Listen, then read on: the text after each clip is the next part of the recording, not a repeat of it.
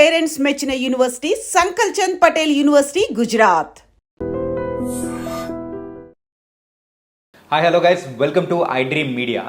Kidney సమస్యలు మాత్రం present అయితే తరచూ ఎక్కువ అవుతున్నాయి. అసలు కిడ్నీ జబ్బులు రావడానికి గల రీజన్స్ ఏంటి, అసలు ఎలాంటి జాగ్రత్తలు తీసుకుంటే మరి ఒక ప్రజలు కానీ ఎవరైనా ఆ కిడ్నీ సమస్యల నుంచి బయట ఎలా పడతారో వాటి గురించి మనతో ఈరోజు డిస్కస్ చేయడానికి డాక్టర్ భూషణ్ రాజ్ గారు, సీనియర్ ప్రొఫెసర్ ఆఫ్ నెఫ్రాలజీ ఇక్కడ మనతో పాటు ఉన్నారు. ఆయన్ని అడిగి తెలుసుకుందాం. Hi sir. Hi, welcome to I dream media. So sir, and recent టైమ్స్లో అయితే మనం ఎక్కువగా ఆఫ్టర్ కోవిడ్ అయితే మన కిడ్నీకి సంబంధించిన జబ్బులు అనేది వేరియస్గా వింటూ ఉన్నాం. ఎందుకు ప్రజెంట్ సిచ్యువేషన్లో ఇలా జరుగుతుందంటారు? మనిషి పుట్టిన తర్వాత ప్రతి వారికి ఏదో ఒక జబ్బు రకరకాల రూపాల్లో జబ్బులు రావడం అన్నది సహజమే. జబ్బు రాకుండా మనిషి అంటూ ఉండేవాడు ఉండడు. అది ఏ శరీరానికి ఏ భాగంలో ఇక్కడ వస్తుందని చెప్పడం అనేది కొన్ని సందర్భాల్లో కష్టం. జన్మతహా వచ్చిన రకరకాల కారణాల చేత, జన్యుపరమైన కారణాల చేత ప్రతి జబ్బుకి ఒక నేపథ్యం ఉంటుంది. ఆ నేపథ్యం రకరకాలుగా మనకున్నటువంటి అలవాట్ల రీత్యా, చుట్టూ ఉన్న వాతావరణ భౌగోళిక పరిస్థితుల రీత్యా మారుతూ ఉంటాయి. అంటే మన శరీరంలో ఏదైనా జబ్బుకి రాకున్నటువంటి ఒక మాతృక మన శరీరంలో జీన్స్ రూపంలో ఉండాలి తప్పకుండా. ఏదైనా నీకు షుగర్ కావచ్చు, బీపీ కావచ్చు, ఏదైనా హార్ట్ అటాక్ చిన్న వయసులో రావచ్చు, పక్షవాతం రావచ్చు, లేకపోతే నీకు టీబీ రావాలనుకున్నా, టైఫాయిడ్ రావాలనుకున్నా కూడా దానికి రకమైనటువంటి ఒక జన్యుపరమైన మాతృక మన శరీరంలో ఉంటుంది తప్పకుండా. అలా ఉండడం చేత మన చుట్టూ ఉన్న వాతావరణ పరిస్థితులు అయితే అవి కొంచెం మార్పు చెందుతూ ఉంటాయి. ఉదాహరణకి డయాబెటీస్ రావాలని ఒక జీన్ ఉందనుకుందాం. ఒక ఇద్దరు అన్నదమ్ముల్లో పెద్దన్నయ్యకి, చిన్నన్నయ్యకి, ఇద్దరికి, పెద్ద తమ్ముడికి ఇద్దరికి కూడా డయాబెటీస్ రావాల్సిన అవసరం ఉంటుంది. వాళ్ళ జన్యురీత్యా వాళ్ళ అమ్మకి నాన్నకు ఉంది కాబట్టి. అన్నయ్య తన ఆఫీసర్ అయి ఉండి ఒక పెద్ద నగరంలో ఉంటూ కాలు మీద కాలు వేసుకుని కూర్చొని ఏసీ గదుల్లో వేళపాల లేకుండా, సమయపాలన లేకుండా భోజనం చేస్తూ పెద్ద శారీరకంగా అట్టే శ్రమ లేనటువంటి వ్యక్తి అయితే బహుశా 30-35 ఏళ్ళకి రావచ్చు. చిన్నవాడు ఏదో వ్యవసాయం చేసుకుంటూ ఎక్కడో పల్లెటూరులో మూలకుంటాడు, కాయకష్టం చేస్తూ ఉంటాడు.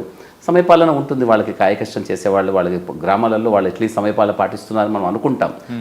బహుశా వాళ్ళు కూడా బాగా చేసినట్టుగా లేదు గ్రామాలలో. ఇక టీవీలు, ఇంటర్నెట్లో వచ్చేసిన తర్వాత వాళ్ళ ఆరోగ్యాలు సైతం పాడైపోతున్నాయి. అలా కాకుండా ఇలా చూస్తే బహుశా అతను కూడా రావచ్చు కాక, జీన్స్ ఉన్నాయి కాకపోతే 45-50 ఏళ్ళకి వస్తుంది. అంటే కొంచెం మన శరీరంలో జన్యుపరమైన మార్పులు మన అందరికీ, ప్రతి జబ్బు కూడా ఒక నేపథ్యం ఉండాలి. ఉన్నప్పుడు అది మా చుట్టూ ఉన్న వాతావరణాన్ని, మన అలవాట్లను బట్టి మారుతుంది. కాబట్టి మేము చాలామందికి చెప్తూ ఉంటాం, మనిషి యొక్క అలవాట్లు చాలా చాలా ముఖ్యం. అలా అని చెప్పి అంతే అలవాట్లే ఉన్నాయా అంటే నువ్వు చెప్పవచ్చు కాక. మా ఇంటి పక్కన ఒక అబ్బాయి ఉన్నాడు, 25 ఏళ్ళు, వాడికి 2 కిడ్నీలు కూడా ఫెయిల్ అయ్యాయి. పాపం వాడు చాలా మంచివాడు, ఆల్కహాల్ లేదు, స్మోకింగ్ లేదు, బక్కగా ఉంటాడు. పాపం వాడు ఏం లేదు, చదువుకుంటూ అలా ఉన్నాడు. చదువుకుంటూ ఎగ్జామ్ రాస్తూ ఒకసారి కళ్ళెదురు కింద పడిపోతే ఏంటా అని చూస్తే వాడికి 240 బీపీ ఉంది. ఆ బీపీ ఎందుకు వచ్చిందని పరీక్షలు చేస్తే 2 కిడ్నీలు ఫెయిల్ అయ్యాయని చెప్పారు. మరి వాడికి ఏం లేదు కదా అని అంటే, వాడికి జన్యుపరమైన నేపథ్యం అనగానే కేవలం మనకి వాళ్ళ అమ్మ నాన్నకు ఉండాలి, వాళ్ళ తాతయ్యకు ఉండాలి, వాళ్ళ బాబాయ్కి ఉండాలి, పిన్నికి ఉండాలి, వాళ్ళ పిల్లలకు ఉండాలి, అలా అని కాదు. వాళ్ళ శరీరంలో మాత్రమే ప్రతిఫలించే ఒక రకమైనటువంటి జన్యు మార్పులు ప్రతి మందికి కూడా పుట్టుతున్నప్పుడు జరుగుతూ ఉంటాయి. అందుకే మనం అమ్మా నాన్నల్ని యథాతథంగా అచ్చుగుద్దినట్టుగా ఉండము. మనకంటూ ఒక ప్రత్యేకతైనటువంటి ఒక విశిష్టత ఉంటుంది, శారీరకంగా కానీ, మానసికంగా కానీ, ప్రవర్తనలో కానీ. అందువల్ల అది మన ప్రవర్తన ఏ విధంగా చుట్టూ ఉన్న వాటిని బట్టి మారుతూ ఉంటుందో, మన జన్యుపరమైన అవకాశాలు కూడా మారుతూ ఉంటాయి అవన్నీ కూడా. సో కాబట్టి అప్పటిదాకా నిద్రాణంగా ఉన్నటువంటి కొన్ని జన్యువులు మన అలవాటు చెడ్డగా ఉంటూ బయటపడే అవకాశం ఉంటుంది. ఉదాహరణకి క్యాన్సర్ ఉందనుకుందాం. క్యాన్సర్ ఉన్న వాళ్ళకి 80-90 ఏళ్ళు వాళ్ళు స్మోక్ చేస్తూ ఉంటారు. వాళ్ళు పెద్దగా అట్టే ఏమైనా జబ్బులు ఉండవు, వాళ్ళు బాగానే తాగి ఉంటారు కదా. అలాగే ఒక 5-6 ఏళ్ళుగా తాగిన వాడికి వెంటనే నోట్లోనో క్యాన్సర్ వస్తూ ఉంటుంది. ఎందుకు వచ్చింది అని అంటే వాడికి ఆ జీన్ వాడు నిశ్శబ్దంగా నిద్రాణంగా ఉన్నది వాడుకున్నటువంటి స్మోకింగ్ అనే అలవాటు ద్వారా బయటపడుతుంది. సో కిడ్నీ జబ్బులో కూడా ఇటువంటి నేపథ్యం చాలా వరకు ఉంటుంది. మనిషి యొక్క ఆరోగ్యం ఉన్నది మన గర్భస్థ శిశువుగా ఉన్నప్పుడు, గర్భంలో ఉన్నప్పుడు మనం ఏ విధంగా ఉన్నామో దాన్ని బట్టి ఉంటుంది. అయితే మన శరీరంలో చాలా వరకు ఒక రకమైనటువంటి ఒక బరువుని మనం కలిగి ఉండాలి పుట్టినప్పుడు అందరం కూడా. సుమారు 7.5 నుంచి 3.5 కిలోల దాకా అనుకుందాం. దాదాపుగా యావరేజ్ మనం ఒక 3 కిలోల దాకా మన అందరం పుట్టినప్పుడు బాగా ఉంటే మన ఆరోగ్యం అనుకుందాం. 2.5 కిలోల కంటే తక్కువగా ఉన్నటువంటి వాళ్ళు కడుపులో గర్భస్థ శిశువుగా ఉన్నప్పుడు తల్లి యొక్క ఆహారంలో కానీ, తను తీసుకున్న మందుల వల్ల కానీ, తన చుట్టూ ఉన్న వాతావరణ నేపథ్యంలో కానీ, భౌగోళిక పరిస్థితుల రీత్యా కానీ, తనకి ఏదైనా ఇన్ఫెక్షన్స్ వచ్చినా, తను ఏదైనా మందులు తీసుకోవాల్సి వచ్చినా పొరపాటున అది శరీరంలో ఉన్నటువంటి అనేక వ్యవస్థలని ప్రభావితం చేస్తుంది. అందులో ఒకటి కిడ్నీ కూడా. దాదాపుగా కిడ్నీ చాలా నిశ్శబ్దంగా చాలా వారాల తరబడి నెమ్మదిగా తయారవుతూ ఉంటుంది. కాబట్టి ఇది చాలా ఎక్కువ సమయం తీసుకుంటుంది కిడ్నీ తయారవ్వడానికి. ఈ క్రమేణా రకరకాల అంశాలు ప్రభావితం చేస్తాయి. చాలా అంటే ప్రెగ్నెంట్ అయిన కొన్ని రోజులకి తనకి ఇన్ఫెక్షన్ వచ్చింది అనుకుందాం, మొదటి 6 వారాల్లోనో 8 వారాల్లోనో, అది కూడా ప్రభావితం చేస్తుంది.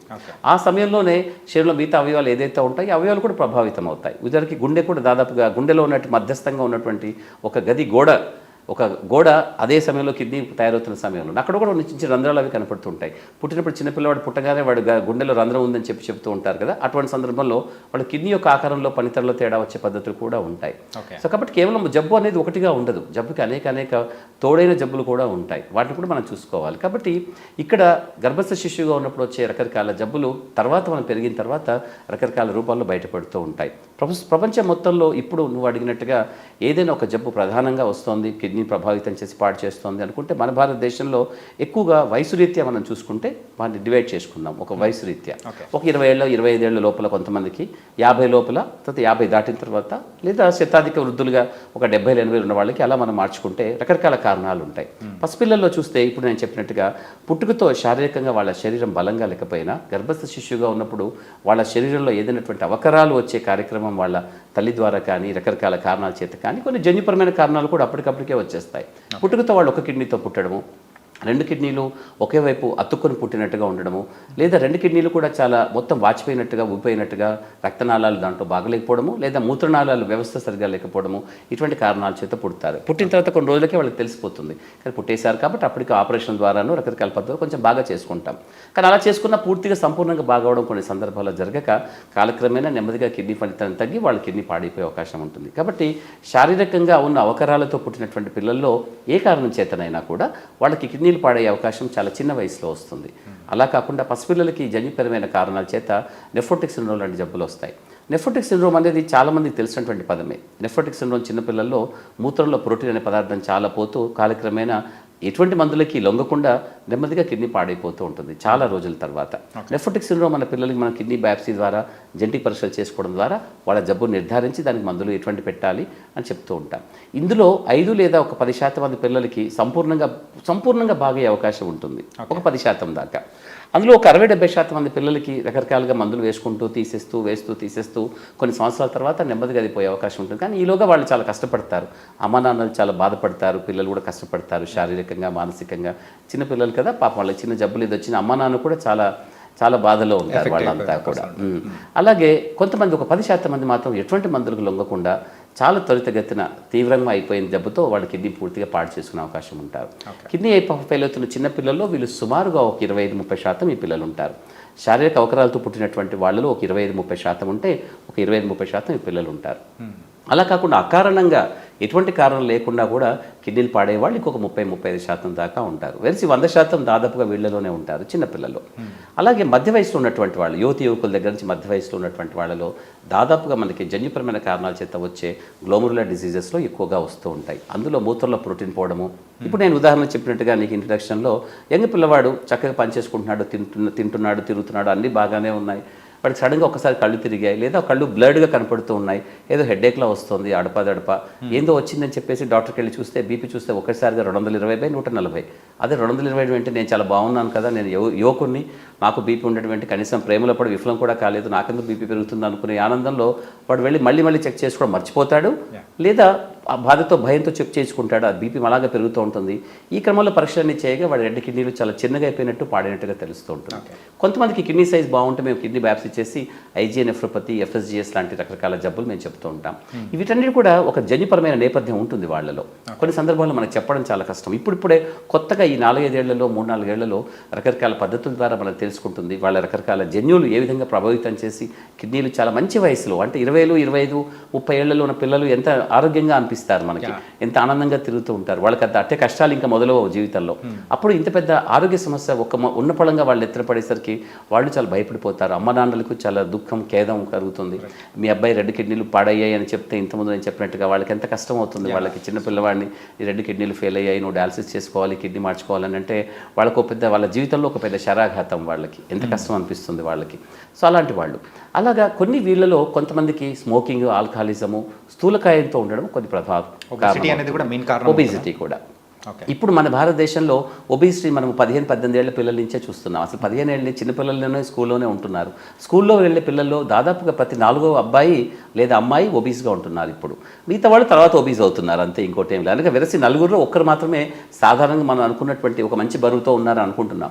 దాదాపుగా నలుగురిలో ముగ్గురు ఇప్పుడు కానీ ఆ తర్వాత కానీ ఒబీస్ అయిపోతున్నారు. దాదాపుగా 20-22 ఏళ్ల వయసులో ఉన్న పిల్లల్లో దాదాపుగా నడుము చుట్టుకొలత బాగా పెరగడము, చాలా లావుగా ఉండడం అలా చూస్తున్నాం. బహుశా ఆహారంలో ఉన్నటువంటిది. ఒకప్పుడు పిల్లలు 4 ఎదురు ఉండేవాళ్ళు, వాళ్ళందరికీ అమ్మ నాన్నలు కొంచెం తూచినట్టుగా కొలిచినట్టుగా కొద్దిగా పెట్టేవాళ్ళు, వాళ్ళు కొంచెంగా తినేవాళ్ళు, అందరూ డివైడ్ చేసుకొని తింటే కొంచెమే మిగులుతుంది.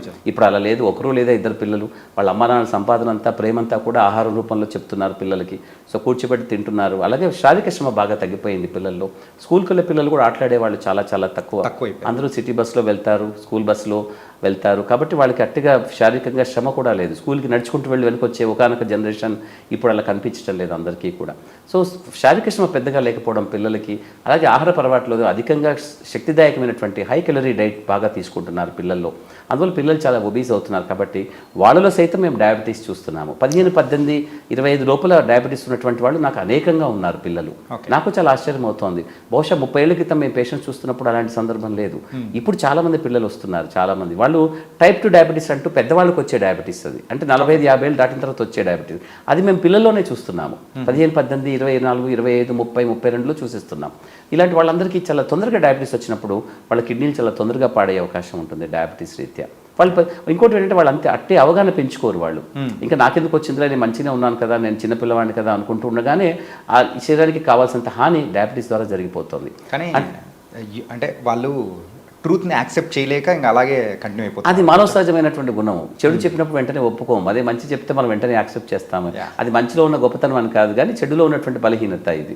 ఇక్కడ వీళ్ళు యాక్సెప్ట్ చేయరు వెంటనే. అందులో ఆరోగ్యపరమైనటువంటిది కదా. ఎందుకంటే పైకి మనం అందరూ ఆరోగ్యంగా కనిపిస్తాం, అంతర్గతంగా జరుగుతున్నటువంటి విధ్వంసాన్ని మనం బయటికి కనిపించేలా చేయము. అందువల్ల చాలామంది ఆరోగ్యంగా ఉన్నామని అనుకుంటారు. చిన్నపిల్లవాడికి కిడ్నీ బాగోలేదు, కిడ్నీ ఫెయిల్ అయిందని చెప్తే ఒప్పుకోవడం అనేది చాలా వరకు జరగదు. అందుకే ప్రతి పేషెంట్ కూడా కనీసం 7 లేదా 8 మంది డాక్టర్లను చూస్తాడు అని యావరేజ్. నేను కూడా చూస్తూ ఉంటాను. నేను ఎన్నో డాక్టర్ని అడుగుతూ ఉంటాను చాలామందిని. చాలామంది అలా తిరిగి వస్తారు. వాళ్ళు నాతో కూడా ఏముండరు, ఇంకో డాక్టర్ దగ్గరికి పోతారు. అందరూ ఈ డాక్టర్ చెప్తాడా అంటారు, కానీ అందరూ దాదాపుగా స్థూలంగా ఒకే విధంగా చెప్తారు. కానీ వాళ్ళకి ఎక్కడ నచ్చింది అనేది వాళ్ళు అక్కడ కంటిన్యూ చేస్తారు, అది వేరే విషయం. కానీ దాదాపు ప్రతి ఒక్కరికి కూడా ఈ డాక్టర్ కాకుండా ఇంకో డాక్టర్ ఇంకైనా మంచి విషయం చెప్తాడా అనుకుంటారు. కానీ సైన్స్లో ఆరోగ్య సమస్యలు బాగా ఎక్కువైనప్పుడు డాక్టర్లు మీకు ఒక మంచి ఏదో ఒక ప్రవచనంలాగానో, ఏదో రామాయణ భారతంలో ఉన్న కథలోని ఒక మంచి నీతి కథలానో, నీతి చంద్రిక లాంటి కథల్లాగా చెప్పరు ఇవన్నీ కూడా. కానీ వాళ్ళు ఎక్స్పెక్ట్ చేస్తారు కొన్ని సందర్భాల్లో. అయితే వాళ్ళ నుంచి అర్థం కూడా చేసుకోవచ్చు మనం. మంచి వయసులో ఉన్నప్పుడు నువ్వు ఆరోగ్యం బాగలేదు అని అంటే భయం అవుతుంది. ఇంకేదైనా చిన్న చిట్కా ద్వారా కానీ ఇంకేదైనా బాగోదామని చూస్తుంటారు కదా. ఈ కార్యక్రమాన్ని వాళ్ళు బాగా పాడైపోతారు. అందుకే యువకులు ఎవరైతే యంగ్ పిల్లలు మా దగ్గరకు వస్తున్నారో వాళ్ళు దాదాపుగా శారీరకంగా బాగా పాడైపోయిన వాళ్ళు అయి వస్తున్నారు ఈ మధ్య. ఎందుకంటే వాళ్ళు కాలాన్ని వృధా చేసుకుంటున్నారు. అనేక కాలయాపన చేసిన తర్వాత నెమ్మదిగా వచ్చి అప్పుడు మేము ఒప్పుకున్న దానికి ఇప్పుడు బాగా పాడైపోయామనో, లేదా కష్టంలో ఉన్నామనో, లేకపోతే అన్కాన్షియస్ అయిపోయి అపస్మారక స్థితిలో వస్తే మాకు తప్పదు కాబట్టి కుటుంబ సభ్యులు మమ్మల్ని దండం పెట్టి ప్లీజ్ చేసేయండి, ఏదో విధంగా చూసేయండి, మేము చాలా సమయం, అప్పటికి వాళ్ళు పశ్చాత్తాపడ్డా కూడా పశ్చాత్తాపంతో సమాజంలో ఏమైనా గుర్తింపు ఉంటుందేమో, కానీ ఇక్కడ మాత్రం గుర్తింపు ఉండదు. శారీరకంగా పాడైపోయి ఉంటారు. సో అందువల్లనే కిడ్నీ జబ్బులకి చాలా చెడ్డపేరు రావడానికి ఇది ఒక ప్రధాన కారణం. అంటే కిడ్నీ జబ్బులు చాలా సులభంగా ఉంటుంది, గుర్తించడం చాలా సులభము, చాలా ఆలస్యమైనప్పటికీ కూడా. అలాగే చికిత్స చాలా సులభంగా ఉంటుంది. ఇప్పుడు ఒకనొక కాలంలో చాలా ఖర్చుతో కూడుకున్నది అనుకున్నా ఇప్పుడు అంతగా ఉండటం లేదు, కానీ తీసుకోవడం చాలా ఆలస్యంగా జరుగుతుంది. కాబట్టి చాలామంది చనిపోతున్నారు. యువకుల్లో చాలా కారణాలు మనం వెతకడం అన్నది కొన్ని సందర్భాల్లో కష్టమవుతుంది, రావడం ఆలస్యం వస్తున్నారు కాబట్టి. అదే సమయానికి వస్తే బహుశా కిడ్నీ జబ్బుకు ఒక పేరు పెడతాము, ఫలానా కారణం చేత మీ కిడ్నీ పాడిందని చెప్తాము, ఆ ఫలానా కారణంకి రకరకాలుగా తోడుగా ఉన్న ఈ జబ్బులని చెప్తాము. ఇది వంశపారంపర్యంగా ఉంటుంది. మీకు కానీ మీ అన్నదమ్ములకి, అక్క చెల్లెలకి, లేదా మీ పిల్లలకి కూడా వచ్చే అవకాశం ఉంటుంది. ఇటువంటి రకరకాల విషయాలు మేము చెప్తాము. ఇంకోటి ఏమిటంటే వాళ్ళు సరైన పద్ధతిలో వాళ్ళు చూసుకోకపోతే వాళ్ళ చదువు కానీ, వాళ్ళు పెళ్లి చేసుకోవడం, పిల్లలు కండము, ఇటువంటి రకరకాల అంశాలు ఆ సమయానికి ముడిపడి ఉంటాయి వాళ్ళ జీవితకాలంలో. వాళ్ళు వాటిని కూడా చాలా చిన్నాభిన్నం చేసుకున్నట్టుగా ఉంటుంది. కాబట్టి ఎప్పుడు ఏ సమయానికి ఏం చేయాలని చదువుకుని విజ్ఞత కలిగే డాక్టర్లు చెప్పినట్టుగా విని పాటించడం అనేది చాలా వరకు మంచిది. యంగ్ పిల్లల్లో అది చూస్తాం మేము. మధ్యస్థ వయసులో ఉన్న వాళ్ళు మెయిన్గా కిడ్నీ సమస్యలు ఉన్నాయని తెలుసుకోవడానికి గల సిమ్టమ్స్ ఏమన్నా ఉంటాయంటారా?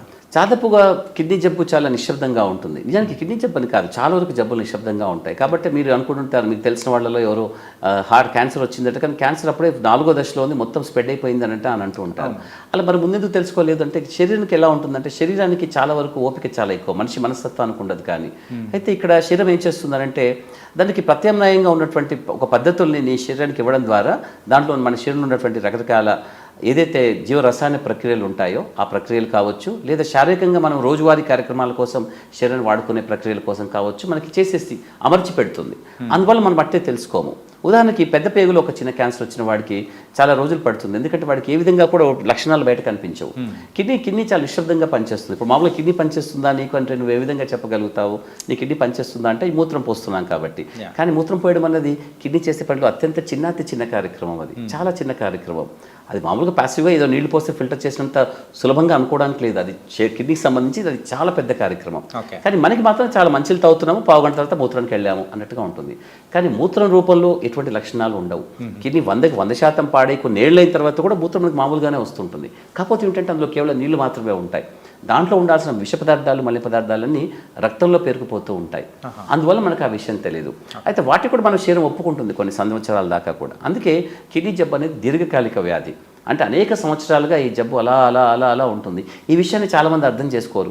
నాకు ఇప్పుడే వచ్చింది కదా, ఇప్పుడే బాగా చేసుకుంటాము అని ఈ బాగా చేసుకుందాము బలవంతంగా అనుకునే కార్యక్రమంలో వాళ్ళు చాలా వరకు పాడైపోయి ఎప్పుడూ 5 ఏళ్ళకో 10 ఏళ్ళకో పోవాల్సిన వాళ్ళు 5-6 నెలలకే పాడు చేసుకొని వస్తుంటారు మా దగ్గరికి కూడా.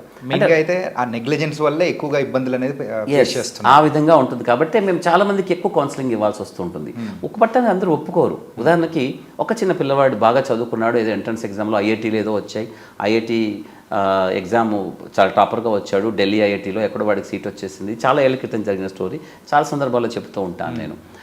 ఢిల్లీలో అడ్మిట్ అయిన తర్వాత, జాయిన్ అయిపోయిన తర్వాత వాడికి హోమ్ సిక్ అయిపోయి ఇంటికి వద్దాం అనుకున్నప్పుడు, జాయిన్ అయిపోయిన 2 వారాలకే మళ్ళీ ఏపీ ఎక్స్ప్రెస్లోనో తెలంగాణ ఎక్స్ప్రెస్లోనో హైదరాబాద్ దాకా వస్తూ మధుర ఏదో కట్లెట్ తింటాడు, ఇంటికి వచ్చిన తర్వాత వాంతులు చేసుకుంటే, కట్లెట్ తిన్నాడు కాబట్టి వాంతులు చేసుకున్నారు వాళ్ళు అనుకుంటూ ఉంటారు.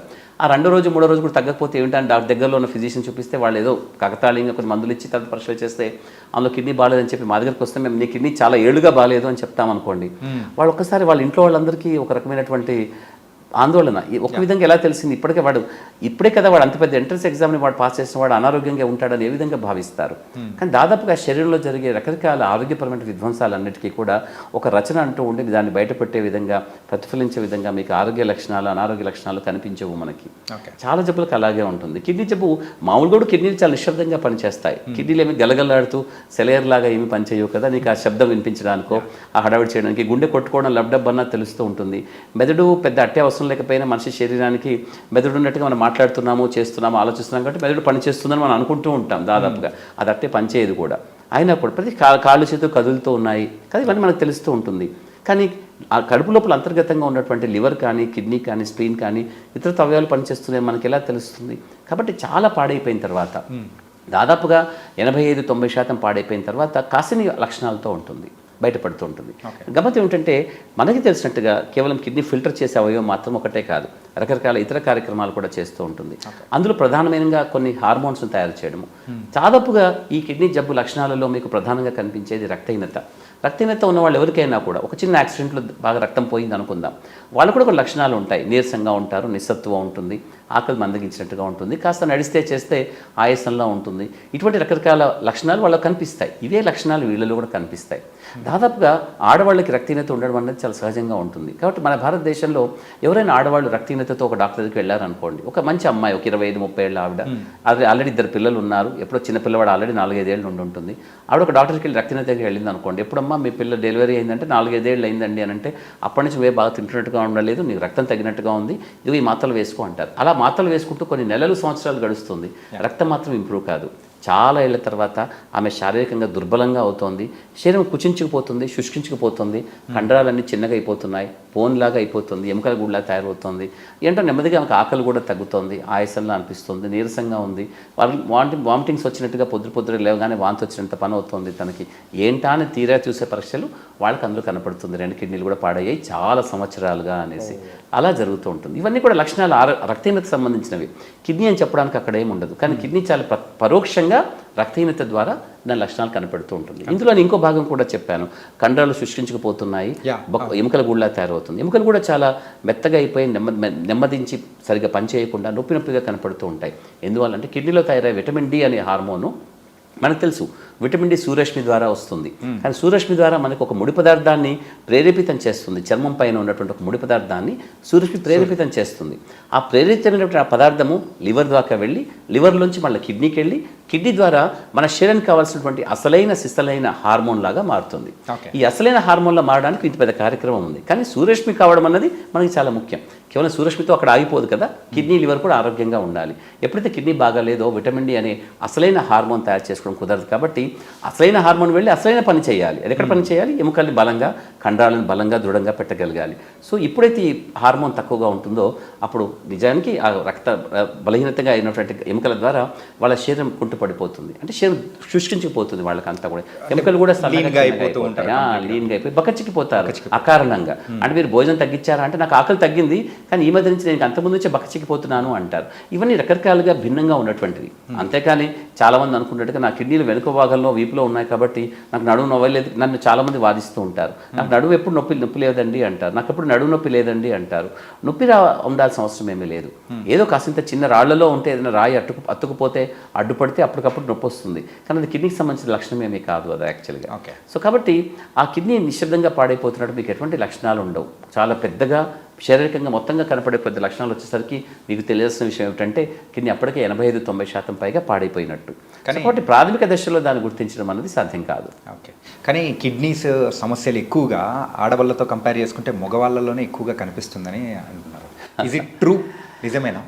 నేను చెప్తాను. అంటే మన సామాజిక నేపథ్యం మనకు భిన్నంగా ఉంటుంది భారతదేశంలో. ఇప్పటికీ పితృస్వామ్య వ్యవస్థ కాబట్టి నేను చాలా సందర్భాల్లో అనేక మంది పేషెంట్స్కి నిన్న ఓపీలో కూడా కొందరు చెప్తున్నాను, భారతదేశంలో ఆడవాళ్ళకి వచ్చే జబ్బుల్ని తొందరగా గుర్తించడం జరగదు. అంటే సాధ్యం కాదని నేను చెప్పటం లేదు, అవకాశం లేక. దాదాపుగా మేము చూస్తున్న కాలంలో చాలామంది ఆడవాళ్ళకి మగవాళ్ళకి ఒకే రకంగా జబ్బులు ఉన్నప్పటికీ సరే మగవాళ్ళకి కొంచెం ఎక్కువగానే వస్తాయి అనుకుందాం. ఎందుకంటే బయట తిరుగుళ్ళు ఎక్కువగా ఉంటాయి, వాళ్ళకి స్మోకింగ్ అనే అలవాట్లు ఎక్కువగా ఉంటాయి, ఆల్కహాల్ ఉంటుంది, నీళ్ళంటే బయట తాగరు, ఎక్కువ బయట తిరుగుతూ ఉంటారు. కాబట్టి చీటికి మాటికి మందులు వేసుకోవడం కొంచెం మగవాళ్ళలో చాలా ఎక్కువగా ఉంటుంది. పెయిన్ కిల్లర్స్, యాంటీబయాటిక్స్ ఎక్కువ వేసుకుంటూ ఉంటాయి, ఎందుకంటే నలుగురిలో ఎక్కువ తిరుగుతారు కాబట్టి. అదొక కారణము. సో ఈ కారణాలు పక్కన పెట్టేస్తే ఆడవాళ్ళకి ప్రత్యేకంగా ప్రెగ్నెన్సీ అనబడే ఒక ప్రత్యేక కార్యక్రమం ఉంటుంది. దాదాపుగా ఈ గర్భిణీ స్త్రీలలో నిశ్శబ్దంగా కిడ్నీలో వచ్చే మార్పులు సహజంగా కూడా జరుగుతాయి. దాదాపుగా కాదు, ప్రతి గర్భిణీ స్త్రీలో కూడా ప్రెగ్నెన్సీ సమయంలో ఆ 9-10 నెలల కాలంలో తప్పనిసరిగా కిడ్నీ లోపల రకరకాల మార్పులు జరుగుతాయి. కాకపోతే అవి సహజ సిద్ధమైనటువంటివి. తాత్కాలికంగా ఒక రకమైనటువంటి ఉధృతిలోనే పెద్దగా అయినట్టు అవుతుంది. కిడ్నీ సైజ్ కూడా ఇంత ఉండాల్సింది ఇంత అవుతుంది, మూత్రం కూడా ఎక్కువ తయారవుతూ ఉంటుంది, రకరకాల కార్యక్రమాలు భిన్నంగా తయారవుతాయి. కానీ అవన్నీ కూడా డెలివరీ అవ్వగానే పూర్తిగా మంచిగా అయిపోతాయి. కాబట్టి వాళ్ళంతా ఆరోగ్యంగా ఉంటున్నారు. కానీ అన్ఫార్చునేట్లీ ఒక చిన్న గ్రూప్ ఆఫ్ పీపుల్, కొద్ది మందిలో మాత్రమే తప్పనిసరిగా ఈ మార్పులు కొంచెం చెడుగా పరిణమించి అది వాళ్ళకి తెలిసి కొన్ని సందర్భాల్లో, తెలియక అనేక సందర్భాల్లో కిడ్నీ చాలా నిశ్శబ్దంగా ఒక రకమైనటువంటి ఇంజురీకి గురవుతూ ఉంటుంది. ఆ కిడ్నీ జరిగినటువంటి ఆ దెబ్బ కాలక్రమేణా చాలా ఏళ్ల తర్వాత చిన్న కిడ్నీ రూపంలో, జబ్బు రూపంలో బయటపడుతూ ఉంటుంది. కాబట్టి నేను ఎప్పుడు చెప్తుంటా, ఇప్పుడు ఉదాహరణకి ఈ అమ్మాయికి చెప్పినట్టుగా 4-5 ఏళ్ల కొడుకున్నాడంటే ఆ రెండో ప్రెగ్నెన్సీలో ఆమెకి కిడ్నీ బాగా ఇన్సల్ట్ అయిన తర్వాత ఇప్పుడు మనం 4-5 ఏళ్ళు చూసరికి 2 కిడ్నీలు కూర్చుంచిపోతాయి. కిడ్నీ జరిగిన ఇన్సల్ట్ ఎప్పుడు జరిగింది, అవమానం కానీ ఇంజరీ కానీ, అది రెండవ ప్రెగ్నెన్సీలో జరిగింది తనకి. సో ఇటువంటి కార్యక్రమాలు చాలా జరుగుతాయి ఆడవాళ్ళకి కూడా. ఆడవాళ్ళు నిజంగా చెప్పాలంటే సహజ సిద్ధంగానే కొంచెం ఆరోగ్యంగా ఉంటారు, శారీరకంగా కూడా చాలా బలంగా ఉంటారు. అంటే సామాజికంగా మనకు ఒప్పుకోవడానికి వీలు కాదు, మనం అట్టే ఒప్పుకోం. కానీ ఎందుకంటే వాళ్ళని దుర్బలులుగా ఒక రకమైనటువంటి ఒక లేబుల్ చేసేసింది సొసైటీ. కాబట్టి పితృస్వామ్య వ్యవస్థలో మగవాళ్ళకి ఆరోగ్యానికి, వాళ్ళకు ఉన్నటువంటి మార్పులకి వాళ్ళు డాక్టర్ దగ్గరికి వెళ్ళి వాళ్ళంతా స్వచ్ఛందంగా చూపించుకునేంత అవకాశం చాలామంది ఆడవాళ్ళకి ఈ దేశంలో లేదు. అంటే మీరు చూసినటువంటి ఒక చిన్న సమాజం, నగరాల్లో ఉన్నటువంటి సమాజాన్ని పక్కన పెట్టేస్తే నిశ్శబ్దంగా పట్టణాలలో కానీ గ్రామాలలో ఉన్నటువంటి అసలైన సమాజం ఏదైతే ఉంటుందో నిజానికి అది నాగరిక సమాజమే. అటువంటి సమాజంలో ఉన్నటువంటి అనేక మంది స్త్రీలకి ఒక ఆరోగ్య సమస్య ద్వారా ఒక ఆసుపత్రికి వెళ్ళి డాక్టర్ చూపించుకోవడం అనేది జరగదు. ఇంతకుముందు నేను చెప్పినటువంటి ఒక స్త్రీ రక్తహీనత ద్వారా డాక్టర్ దగ్గరికి అనేక సంవత్సరాలుగా అనేక మంది డాక్టర్లకి దగ్గరికి వెళ్తున్న వాళ్ళందరూ కూడా ఆడవాళ్ళు కదా, నువ్వు రక్తం తక్కువగానే ఉంటుంది అని ఐరన్ మాత్రలు ఇచ్చి పంపించేయడం అంటూ రొటీన్గా జరిగింది తప్ప ఆమె జబ్బును గుర్తించడానికి కొన్ని సంవత్సరాలు పట్టింది. అది కాకుండా ఒక మగపిల్లవాడు ఉన్నాడు, ఒక 30 ఏళ్ల మగపిల్లవాడు ఉన్నాడు, ఉద్యోగం చేసుకుంటున్నాడు, ఆఫీస్లో కొంచెం మెట్లెక్కి దిగాల్సిన అవసరం ఉంటుంది. కాబట్టి ఒకే మెట్లు ఎక్కి దిగడం అనే కార్యక్రమం 2-3 ఏళ్ళుగా చేస్తున్నప్పుడు 2-3 ఏళ్ళుగా జరిగినటువంటి ఆయాసం అనేది కొద్ది కొద్దిగా జరుగుతున్నప్పుడు అతనికి అనుమానం వస్తుంది. అదేంటి నాకు ఇంతకుముందు ఇదే రెండంతస్తులు ఎక్కినప్పుడు ఆయాసం కాలేదు, ఇప్పుడు రెండంతస్తులు ఎక్కితే నాకు ఎందుకు ఆయాసం వస్తుంది అని పరీక్ష చేసుకుంటే డాక్టర్ దగ్గరికి వెళ్తాడు, పరీక్ష చేసుకుంటారు. రక్తం తగ్గింది వచ్చింది, రక్తం ఎందుకు వచ్చింది, పరీక్ష చేస్తే కిడ్నీ బాగాలేదు అప్పుడు. కాబట్టి మేము పరీక్ష చేసే వాళ్ళలో ఎక్కువ మంది అధికులు మగవాళ్ళు ఉండడానికి కారణం ఏమిటంటే వాళ్ళ లక్షణాలకి వాళ్ళకి డాక్టర్ దగ్గరికి వెళ్ళే అవకాశం చాలా ఎక్కువగా ఉంటుంది. భారతదేశంలో మన దేశంలో ఆడవాళ్ళకి కొంచెం అటువంటి ఫెసిలిటీ చాలా వరకు ఉండదు. మీరు చూసినటువంటి కాసింత ఒక చిన్న గ్రూప్ని పట్టించుకోకండి, కానీ నగరాల్లో కాకుండా పట్టణాలలో గ్రామాల్లో ఉన్నటువంటి అనేక మంది స్త్రీలకి ఈ రక సమస్య ఉంది. కాబట్టి మనకు ఆడవాళ్ళలో ఈ సమస్య చాలా తక్కువ ఉందని అనుకుంటూ ఉంటాం, కానీ ఆడవాళ్ళలో కిడ్నీ పాడవడానికి కారణాలు భిన్నంగా ఉంటాయి. నేను చెప్పినట్టుగా ప్రెగ్నెన్సీలో జరిగే రకరకాల కార్యక్రమాలు. ఒకప్పటిలాగా 10 మందిని 12 మందిని ఆడవాళ్ళు బాగానే డెలివరీస్ చేసుకునేవాళ్ళు. ఇప్పుడున్నటువంటి పద్ధతుల్లో అంత బాగా ఉండటం లేదు. కారణం ఏమిటంటే కొంచెం ఆలస్యంగా పెళ్లిళ్ళు కావడము, హార్మోన్ యొక్క సమతుల్యత ఏదైతే శరీరంలో సహజంగా ఉండాలో అటువంటి కొంచెం దెబ్బతినడము, అందువల్ల పిల్లలు ఇంట్రాయూటరైన్ గ్రోత్ రిటార్డేషన్ లాంటిది, అంటే పిల్లల లోపల శారీరకమైనటువంటి పెరుగుదల ఏదైతే ఉంటుందో గర్భస్థ శిశువుకి అది సరిగా ఉండకపోవడంతో పిల్లలు తక్కువ బర్త్ వెయిట్తో పుడుతున్నారు, లేదా చాలా తొందరగా పుడుతున్నారు, ప్రీటర్మ్ బేబీస్ అంటున్నాం. ఇటువంటి కారణాల చేత పిల్లలు పుట్టినప్పుడు వాళ్ళలో కిడ్నీకి సంబంధించినటువంటి నెఫ్రాన్స్, అంటే కిడ్నీ పనితనాన్ని సూచికగా నెఫ్రాన్స్ అంటూ ఉంటాం. ఒక యూనిట్ అనుకుందాం, ఒక గోడలో ఉన్న యూనిట్ ఏంటి, ఒక ఇటుక. అలాగే కిడ్నీ లోపల ఫిల్టర్స్ లాగా నెఫ్రాన్స్ అని ఉంటాయి. అది దాదాపుగా 10-15 లక్షలు ఉండాలి ఒక్కో కిడ్నీలో కూడా. దాదాపుగా 7 లక్షలు 8 లక్షలు 9 లక్షలతో పుట్టిన పిల్లలు కూడా ఉంటారు. కాలక్రమేణా వాళ్ళు పెరుగుతూ ఉన్నప్పుడు అది వాళ్ళకి తొందరగా కిడ్నీ పాడే అవకాశానికి, నేను చెప్పాను కదా, ఒక నేపథ్యం ఏదో ఉండాలి కిడ్నీ పాడవడానికి. జన్యుపరమైన కారణాలు కానీ ఇటువంటి కారణాలు కానీ, ఇటువంటి కారణాల చేత కూడా కిడ్నీలు దాదాపుగా మంచి వయసులో ఉన్నప్పుడు 25-30 సంవత్సరాలు ఉండగా వాళ్ళకి పాడవడానికి ఎక్కువ కారణం ఉంటుంది. అండ్ కిడ్నీ ట్రాన్స్ప్లాంటేషన్స్ అనేది కూడా జరుగుతూ ఉంది. కాకపోతే ఒక వ్యక్తి ఎక్కువ కాలం డయాలసిస్ చేయించుకుంటూ అలా ఉన్నాడంటే ఎంతకాలం అని అట్లా చేయించుకుంటూ ఉండగలుగుతాడు? ప్రపంచంలో దాదాపుగా 50 సంవత్సరాల పైగా డయాలసిస్ చేసుకుని ఉన్న వాళ్ళు ఉన్నారు. ట్రాన్స్ప్లాంటేషన్ 50-56 సంవత్సరాలు చేయించుకొని బతికిన వాళ్ళు కూడా ఉన్నారు. ఒకనొక వ్యక్తికి దాదాపుగా కడుపులో ఉన్నటువంటి కిడ్నీ తన 76-78 ఏళ్ళకి చనిపోయిన కాలానికి కడుపులో ఉన్న కిడ్నీ యొక్క వయసు దాదాపుగా 104-106 సంవత్సరాలు. అంటే అంత పాత కిడ్నీ చాలా ఏళ్ళుగా అతను పనిచేస్తుంది. ఇదంతా ఎందుకు చెప్తున్నా అంటే అందరికీ ఇలా జరుగుతుందని కాదు, నేను చెప్పిన విషయాన్ని తప్పుపట్టాల్సిన అవసరం లేదు. ఎందుకనంటే ప్రపంచంలో అది సాధ్యమైంది. అందరికీ అది సాధ్యమవుతుందా అంటే ఎవరెస్ట్ ఎంతమందికి ఎక్కుతారు, ఒలింపిక్స్లో ఎంతమంది గోల్డ్ మెడల్స్ వస్తాయి, చాలా తక్కువ. అలాగా అది కాదని చెప్పడం లేదు. అసాధ్యమైంది ప్రతి ఒక్కరు సుసాధ్యం చేసుకోగలుగుతారా అంటే అది వాళ్ళ యొక్క ఆలోచన పద్ధతి సరళిని బట్టి ఉంటుంది. ఒక మంచి కానీ చెడు కానీ అనేది భిన్నంగా ఉంటాయి నేపథ్యాలు. కాకపోతే అది మంచిగా పరిణమిస్తుందా చెడుగా పరిణమిస్తుందా చెప్పుకోవడానికి వాళ్ళ ఆలోచన ఏ విధంగా ఉన్నది చాలా ముఖ్యం. జబ్బు అందరిలో ఒకటే, ఒకే జబ్బుతో 5 రోజులు చనిపోయిన వాళ్ళు ఉన్నారు, 50 ఏళ్ళు ఆ జబ్బుతో బతికిన వాళ్ళు కూడా ఉంటారు. మధ్యలో చాలామంది వస్తూ పోతూ ఉంటారు. రీజన్ ఏమిటంటే వాళ్ళ ఆలోచన సరళి మారిపోతూ ఉంటుంది. ఒక జబ్బు చెప్పగానే వాళ్ళు డిప్రెషన్కి వెళ్ళిపోయి బాధపడిపోయి ఇంకా నాకు అయిపోయింది జీవితం అనుకునే బాధలో ఉంటారు. నిజానికి ఆ జబ్బు కంటే వాళ్ళకి ఆలోచన విధానం వాళ్ళకి ఎక్కువ హాని చేసినట్టుగా అనిపిస్తుంది. నేను నా పేషెంట్స్ అందరినీ సహజంగా తిడుతూనే ఉంటాను. ఎందుకంటే జబ్బుని మీరు పెద్దగా గొప్పగా ఊహించకండి. జబ్బు రాకపోతే మనుషులకి ఇంకే విధంగా ఉంటుంది, అంతా ఒకే విధంగా ఉండడానికి మనిషి జీవితం అంత సులభమైనటువంటిది ఏమి కాదు. ప్రకృతిలో ఉన్న ఏ జీవి అయినా సరే వెళ్ళిపోవడానికి రకరకాల కార్యక్రమాలు ఉండాలి. కానీ మనిషి అనే జీవి మాత్రం కోటాను కోట్లుగా సృష్టించుకునే అవకాశం వచ్చినప్పుడు దాన్ని తగ్గించుకునే అవకాశం కూడా ప్రకృతి కొంచెం తయారు చేస్తుంటుంది. దాంట్లో ఒక మృత్యు అనేది ఒకటి. మృత్యు అనేది సహజ సిద్ధంగా కూడా ఉండడం అనేది కావాలి, లేదా కేవలం ఏదో ప్రకృతి వైపరీత్యాల ద్వారా వచ్చింది, దానివల్ల వచ్చి యాక్సిడెంట్ల ద్వారా రూపంలో వచ్చింది, అది అక్కర్లేదు కదా. అవి కూడా జరుగుతూ ఉంటాయి దురదృష్టవశాత్తు. కానీ సహజ సిద్ధమైన శరీరానికి సహజంగా ఉండే జబ్బులు కూడా సహజమైనవని అనుకోవాలి. ఎందువల్ల అని అంటే అది ఒక భాగం కాబట్టి. మనం పుట్టినప్పుడు పసికందు నుంచి మనం బాల్యంలోంచి యవనంలోంచి మనం ముసలితనం దాకా వెళుతున్నటువంటి పద్ధతిలో కార్యక్రమమైన శరీర మార్పులు ఎలా వస్తాయో శరీరంలో రకరకాల మార్పులకు అనుగుణంగానే శరీరం తయారు చేయబడింది. మనం వాడుకోవడం అనేది చేయాల్సిందే, వాడుకోవాల్సిందే. కానీ వాడుకోవడానికి ఒక పద్ధతి తప్పినప్పుడు లేదా అందుకే జీన్స్ అని చెప్తూ ఉంటాను నేను. జన్యువులు మనకు అన్ని మారిపోతూ ఉంటాయి. నిజానికి మనం అంటూ ఉంటే ఆ జన్యువుల యొక్క నేపథ్యమే. మనకు ఒక మంచి పాట పాడేవాళ్ళు ఉంటారు, ఆటలు ఆడేవాళ్ళు ఉంటారు, కొందరు అందంగా ఉంటారు, కొందరు కురూపిగా ఉంటారు, కొందరు డ్యాన్స్ చేసేవాళ్ళు ఉంటారు, రచయితలు ఉంటారు, కవులు ఉంటారు, జ్ఞానవంతులు ఉంటారు, మేధావులు ఉంటారు, పరమ అమాయకంగా ఉన్నవాళ్ళు ఉంటారు. ఈ మనస్తత్వాలన్నిటికీ కూడా నేపథ్యం జీన్స్లో ఉంటుంది ఎక్కడైనా కూడా. సో వీటికి ప్రభావితం చేసేవి మన అలవాట్లు. కాబట్టి జబ్బులు ఏ రూపంలో వచ్చినా కూడా మన ఆలోచన సరళి చక్కగా ఉంటే, అవును ఇది నా శరీరానికి కావాల్సింది నాలో రాసుంది, అవును నీకు ఒక మంచితనాన్ని ఇచ్చినప్పుడు దాన్ని ఒప్పుకుంటున్నావు కదా, అదే శరీరము కొంచెం చెడు కూడా ఇచ్చినప్పుడు దాన్ని ఒప్పుకోవడంలో వచ్చిన కష్టం ఏమిటి? ఒక 6 అడుగులు అందగాడు ఉన్న పిల్లవాడు నా దగ్గరకు వచ్చినప్పుడు నేను ఇంత బాగా ఉన్నాను, హ్యాండ్సమ్గా ఉన్నాను, నాకెందుకు ఈ కిడ్నీ జబ్బు వచ్చింది, నాకేం చెడు అలవాట్లు కూడా లేవు అని బాధపడి ఏడుస్తున్నప్పుడు నేను చెప్తాను, ఇదే శరీరాన్ని నీకు బాగా ఇచ్చినప్పుడు వాడుకొని మంచి అనుకున్నప్పుడు ఈ చెడు కూడా ఇచ్చినప్పుడు దీన్ని చెడ్డగా అనుకోవడానికి అవకాశం ఎక్కడ ఉంది? దాన్ని కూడా ఒప్పుకుంటే నువ్వు ప్రశాంతంగా ఉంటావు. జబ్బును ఒప్పుకోకపోవడం ద్వారా చాలామంది చాలా తప్పు చేస్తారు. అంత సులభం కాదు, నేను చెప్పినంత సులభం కాదు, నేను ఒప్పుకుంటాను. కాకపోతే ఏంటంటే ఏదో ఒక రోజులో దాన్ని ప్రశాంతంగా ఒప్పుకున్నప్పుడు తర్వాత జీవితంలో ఉన్నటువంటి ఒక అశాంతిని మనం పూర్తిగా తీసేసినట్టు అవుతుంది. తర్వాత కార్యక్రమం ఏం చేయాలనేది ఇప్పుడు మనం ఆలోచిస్తాం. సో కిడ్నీ జబ్బును ఒప్పుకున్న తర్వాతే మనం డయాలసిస్ అని ఉంటుంది. అయితే చాలామంది డయాలసిస్ చేసుకోవాలనగానే ఇంకా వాళ్ళకి ఉదాహరణలన్నీ వచ్చేస్తుంటాయి. ఫలానా వ్యక్తి డయాలసిస్ చేసుకుంటే 3 నెలలకే పోయాడు, ఇంకో వ్యక్తి 3 ఏళ్ళకి పోయాడు, అతను నేను చూశాను ఎముకల గూడులా ఉన్నాడు, అతను బాగలేడు, అతను నాతో చెప్పాడు భూతల ప్రత్యక్ష నరకం అంటే మరొకటి కాదు, ఇది డయాలసిస్ అని నాకు చెప్పాడు. అంటే ప్రతి ఒక్కరు వాళ్ళ భావోద్వేగాలతో వాళ్ళకున్న జ్ఞానంతో ఏదో మాట్లాడేస్తారు, కానీ అందులో ఉన్నటువంటి నిజం ఎంత, నిజాయితీ ఎంత అని మనం చూడాలి. కొన్ని సందర్భాల్లో నిజాయితీ ఉండవచ్చు కాక, ఎందుకంటే పాపం వాళ్ళు కష్టాల్లో ఉన్నవాళ్ళు కాబట్టి ఒక్కొక్కరు వాళ్ళ కష్టానికి ఒక్కొక్క రకమైనటువంటి భావోద్వేగంతో ప్రదర్శిస్తారు. కానీ నిజమంతా ఉండాల్సినంత అవసరమేమీ లేదు. ఎందుకంటే ఒకరిద్దరు అభిప్రాయాలు కాదు, కొన్ని వేలాది లక్షలాది కోట్లాది మంది యొక్క ప్రజల యొక్క వాళ్ళ స్వరూపాన్ని, స్వభావాన్ని, జబ్బు యొక్క స్వభావాన్ని తెలుసుకొని మనం చెప్తాం. కాబట్టి వాటి ఆధారంగా చెప్పేది కిడ్నీ ఫెయిల్యూర్ అన్నది ఒక రకమైనటువంటి శాపగ్రస్త జీవితానికి కారణం ఎప్పటికీ కాదు. కిడ్నీ ఫెయిల్యూర్కి చాలా చక్కటి ట్రీట్మెంట్ ఉంటుంది. ఆ చక్కటి ట్రీట్మెంట్ తీసుకోవడానికి ఫస్ట్ మన ఆలోచన విధానాన్ని మొట్టమొదటిగా దాన్ని మనం సక్రమంగా ఉండేలా చూసుకోవాలి. అంటే ఒక పాజిటివ్ థింకింగ్ అనుకుందాం, ఒక సకారాత్మకమైనటువంటి ఆలోచన విధానం ఉండడం అనేది ప్రతి మనిషికి చాలా ముఖ్యం. సో అది చూసుకున్న తర్వాత ఆ జబ్బు యొక్క కథా కమామీషి ఏంటో మనం తెలుసుకోవాలి. ఏ విధంగా వచ్చిందన్నది కొన్ని సందర్భాల్లో అవసరం కూడా లేదు, ఒకవేళ అక్కర్లేదు తెలిస్తే మంచిదే. ఎందుకంటే చాలా వరకు నేను చెప్తాను, చాలా వరకు జబ్బును తెలుసుకోవడము, ఎందువల్ల వచ్చిందో తెలుసుకోవడం అన్నది చాలా చాలా ముఖ్యం. కొన్ని సందర్భాల్లో ఏ జబ్బు చేతనైతే కిడ్నీ పాడైందో ఒకవేళ కిడ్నీ ట్రాన్స్ప్లాంటేషన్ చేసుకుంటే అదే జబ్బు చేత మళ్ళీ కొత్త కిడ్నీ కూడా పాడే అవకాశం ఉంటుంది.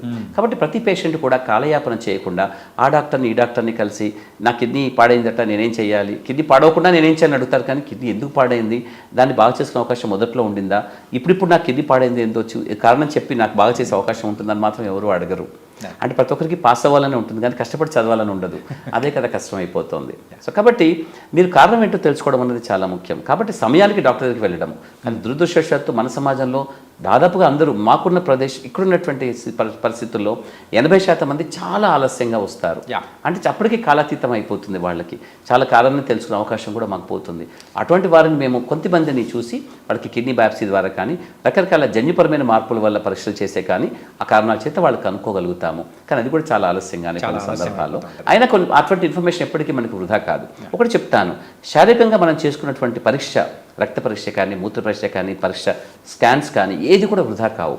దాంట్లో ఉన్నటువంటి అత్యద్భుతమైనటువంటి అంశాన్ని మనం ఏ విధంగానే వాడుకోవచ్చు ఎక్కడైనా కూడా. నేను అది చెప్తుంటాను, నిన్న ఒకరికి చెప్తున్నాను, బాధలో ఉన్నటువంటి అమ్మాయికి సమాజంలో చాలామంది మంచి వాళ్ళే ఉంటారు, నిజానికి అందరూ మంచి వాళ్ళే ఉంటారు. అంటే వాళ్ళు ఉన్న చెడుని చూడాలని నువ్వు అనుకుంటే తప్ప వాళ్ళలో చెడు కనిపించదు, అంత అవసరం కూడా లేదు, ఎందుకు చూడాలి. వాళ్ళు చాలామంది సహాయం చేయాలనుకుంటారు. ఒక అమ్మాయి చాలా డిప్రెషన్లో ఉండి బాధపడిపోయి ఇంకా నాకు అక్కర్లేదు, కిడ్నీ ఫెయిల్ అయింది, 10-12 ఏళ్ళుగా చూస్తున్నాను, ఇంకా అయిపోయింది నా జీవితం అంటే, అలా కాదు అని చెప్తున్నాను. అంతా చెడే ఉంది, నాకేమీ లేదు అని అంటే నువ్వు చెడే చూస్తున్నావు, నీ కళ్ళను పట్టే ఉంటుంది, చుట్టూ చూస్తే మంచిగా ఉంటుంది, సహాయం చేసేవాళ్ళు చాలామంది ఉంటారు.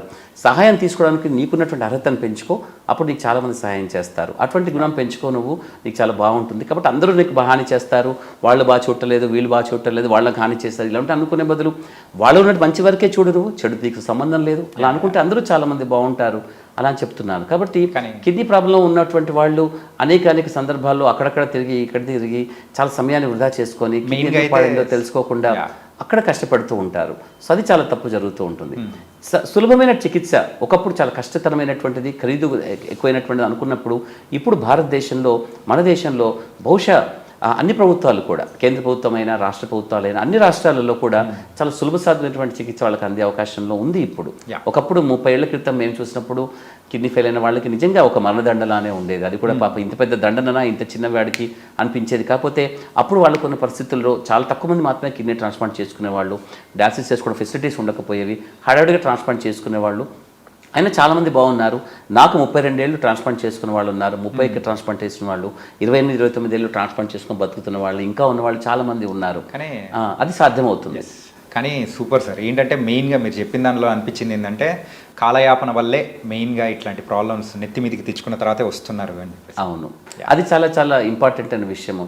కాబట్టి మీరు డాక్టర్ల యొక్క ఒపీనియన్లు తీసుకుంటూ చాలామంది ఒపీనియన్స్ తీసుకొని పోతూ ఉంటారు. ఒక చిన్న గమ్మత్తైన విషయం చెప్తాను. ఇక్కడ నేను దాదాపు 23 సంవత్సరాలుగా రోజు సాయంత్రం 4 గంటల నుంచి రాత్రి 9 గంటల దాకా, అంటే సుమారు ఒక 5 గంటల దాకా అనేక మంది పేషెంట్స్ని చూస్తూ ఉన్నాను. ఒక లక్షల మందిని చూస్తుంటాను.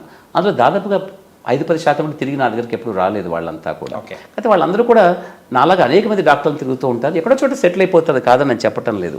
అవి కేవలం ఒపీనియన్స్ మాత్రమే. ఒపీనియన్స్ తీసుకుంటూ పోయే వాళ్ళు చాలామంది ఉంటారు, వాళ్ళకి పెద్దగా అట్టే లాభం ఉండదు.